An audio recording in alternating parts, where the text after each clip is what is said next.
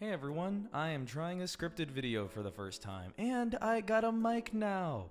I mean, I've had a mic for a bit, I just haven't had the time to do a video. I've wanted to do a YouTube video for a while, and right now it's like, hey, it's 11:36 p.m. Why not make a YouTube video even though I haven't done that in a while?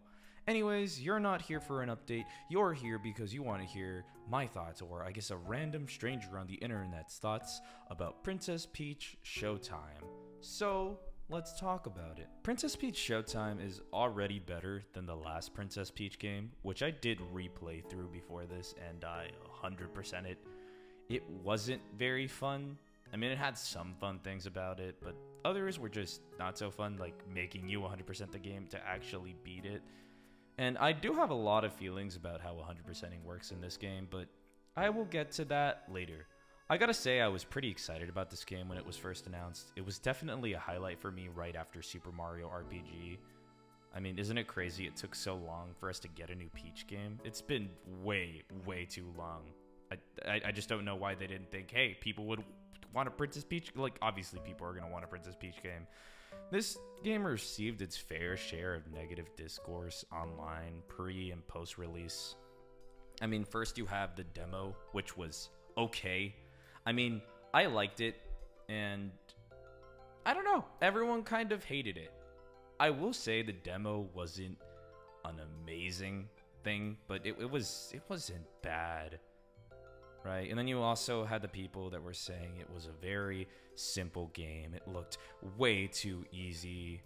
And you do have the people that were genuinely thinking it was too easy, but then you also had the people that probably just didn't want to play as a character that's a woman. You know, you always have those kinds of people.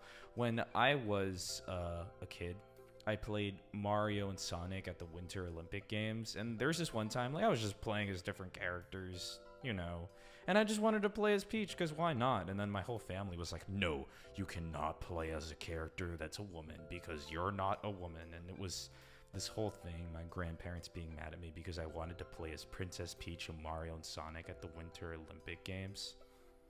It was pretty stupid. If you're looking at post-release criticism, which I guess you can count this as a tiny spoiler, but then again, why would you even expect this?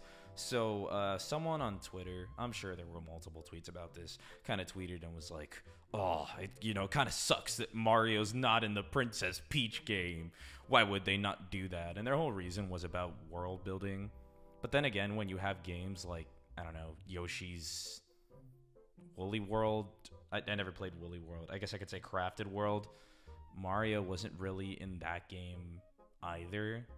Just because you have a game about a specific character doesn't mean that you need to have all the other characters there. It's not Mario Party or Mario Kart where you have this whole roster of characters. I mean, Peach was obviously always in Mario games because she was originally the damsel in distress, but I think Nintendo's planning on moving on from that image, which I think it's great. And it's also great to just have a game for Princess Peach. One, because representation, and two, because it's just great. Why not have a Princess Peach game? You did it with Mario, you did it with Luigi, you did it with Wario before you did it with Peach. Like, isn't that crazy? I mean, I'm still waiting on a Waluigi game. I'm sure we all are, but isn't that kind of crazy how long it took? I know I mentioned that, but it is pretty crazy. Back to the game, Showtime's story isn't anything that's too crazy, but it does include an original villain, which everyone's always yapping about online, like, oh, Paper Mario had original villains. And it does, that's cool. They didn't just stick Bowser in it, which, not that that would have been uninteresting. I myself am a Bowser fan, but it was just cool to give Peach her own, like, villain, her own world, because, Mario has Bowser, Luigi has King Boo. Like, why not? Like, everyone has their, their enemies and bosses. The game also included an original character called Stella, which is a sparkle sprite. I wrote down speaker sprite, apparently, because I typed out the script on my phone, and I make a lot of typos. And I was thinking, is that a Starlo reference? Me trying to not sneak in Mario and Luigi Bowser's Inside Story into every video I talk about. The whole theater idea is very cute, and the game's art direction is definitely so incredible and well done. Gameplay wise, I found it really fun.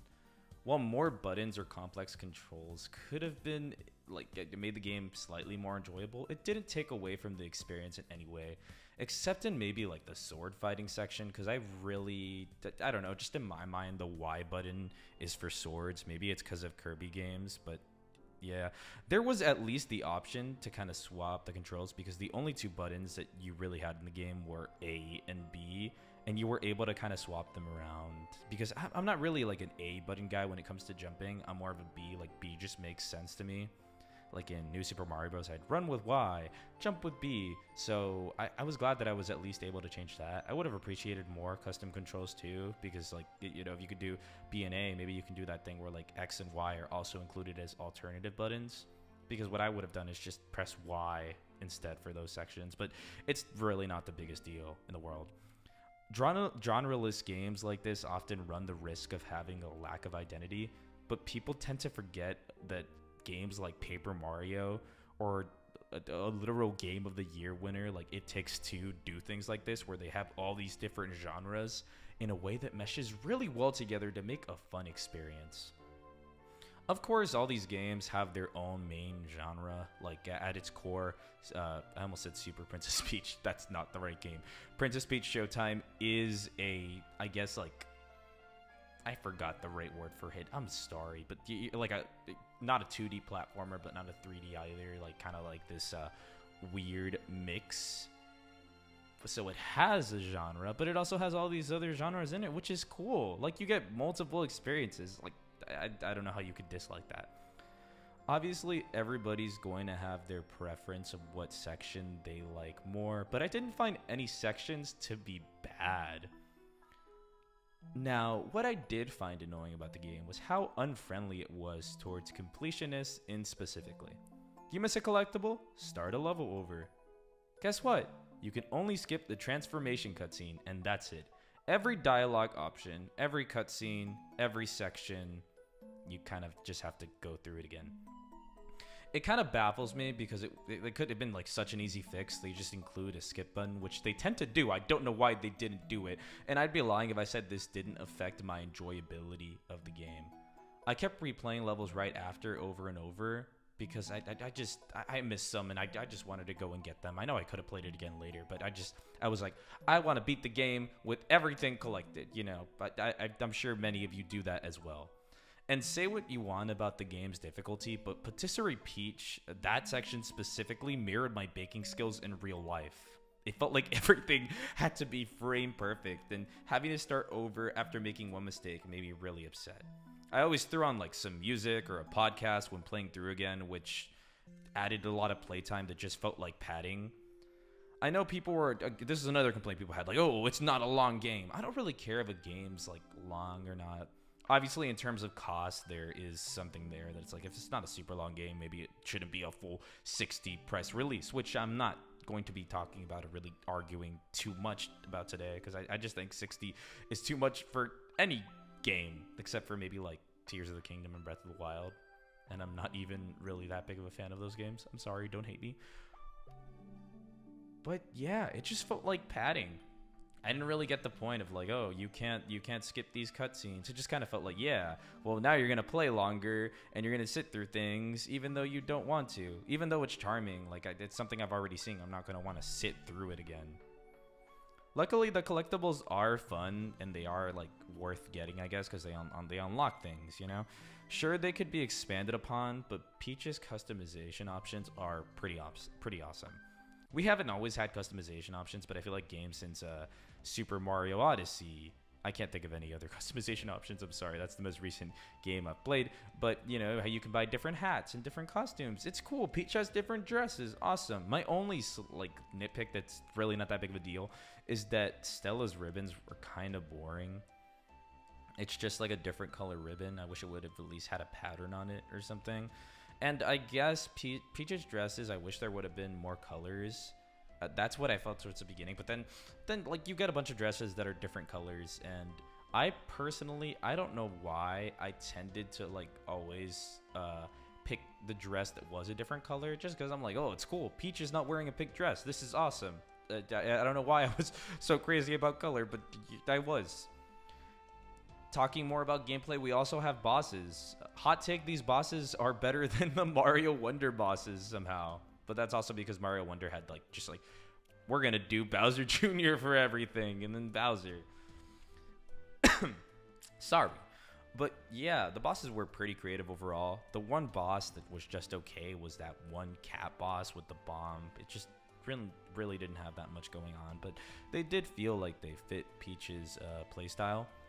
I guess something I would have liked to see, which they could maybe do in a future game, is doing a boss that involves some of the transformations, which you did have in the levels.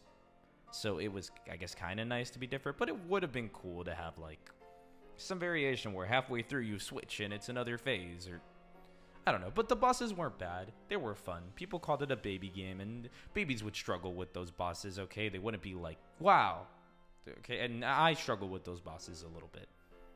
And I consider myself to be kind of good at video games. Spoiler warning, really quick. I'm going to talk about the final boss. The final boss was incredible. It was like a Kirby boss, and you would definitely never see this in a Mario game. So all of you that are hating on Peach, we have the better boss, okay? I said that like I am the entire Peach fandom. I'm not the entire Peach fandom, obviously. Another thing I have to talk about, which kind of sucks, is performance issues. I'm not one of those guys that's like, oh, everything looks horrible on the Switch. But there are games that could perform better, and when your game runs at a lower rate to a point that it affects the gameplay and affects the overall experience, that is an issue. Now, it's nothing like Pokemon Scarlet and Violet, where you have like game-breaking stuff where it just seems like they didn't put any effort. It's just smaller things, like during the transformation, the game, I've heard this word used, so I'm going to use it myself. The game chugs a lot. It's not fun. Like, it's like really simple cutscenes too. It really doesn't make any sense to me because the game is not anything that I haven't seen on Switch before, except the game itself, obviously, but I feel like I've seen things that are a lot more complex that run a lot smoother, so I don't know why this didn't run that great. Like, I played Bugsnax on PS4, and that lagged, but that made sense because it's a PS5 game on PS4, but with Princess Peach Showtime, like, it's a Switch game, and like you have other games that are like it that don't have any issues in that sense, so why do we have issues here? Overall, I think Princess Peach Showtime has a lot of potential. It's one of my favorite games to come out this year. Many creators say it's a surprise, or better than they thought that it would be, but I never expected this game to be bad. I always had high hopes for this game. It's not, like, you know, people thought it was going to be like a game just made for kids, which Nintendo doesn't really do that. A lot of people have been treating it like it's an educational game or something, like, you know, one of those that really an adult couldn't enjoy. I mean, that's not the case, so I really don't know why people were so scared of this game. I also think this is the type of game that if it gets a sequel or starts a series, it has really high potential. All they have to do is, you know, fix, in my opinion, the completionist stuff and the performance issues, and which we'll probably get because the next Switch is supposedly around the corner, and there you go. Like, everything is solved, in my opinion. My rating for this game is a high 8 out of 10. I think that's what a lot of reviewers are saying. That's not, I know that there's like a good 8 out of 10 and a bad 8 out of 10. This is like a good 8 out of 10 for me. I give a lot of games that I enjoy this. If I don't, it'll be under that mark usually if it has more, but I did enjoy this game overall. The only two things are really completionist unfriendly and performance issues.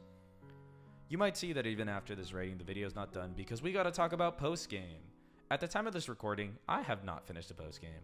A quick spoiler warning because I am going to talk about post-game, so if you don't want to hear about that, this is your warning. Once you complete the game, you get new boss challenges and new collectibles to find. And if you haven't, there are also these extra hard costume challenges that are cool, but just okay in my opinion. Those are not post-game. You have them from before, but I guess if you didn't go out of your way, they're there. I don't often judge games by their post-game unless it's something like Pokemon that benefits from a post-game. Like, unless it's a game that you really expect a post-game from, it's really not that big of a deal whether it has one or not. I'm grateful we got to do more in the first place. Boss challenges are fun, and the other stuff, I haven't done it. It's going through stages again to get more stuff without the option to skip anything. It's not very appealing.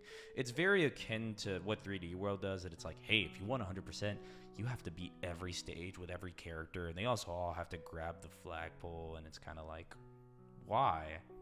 Like, why not make it easy? Why not make it so that, like, you complete it once with one character, every flagpole, every star, and that's fine. But no, it's like every character.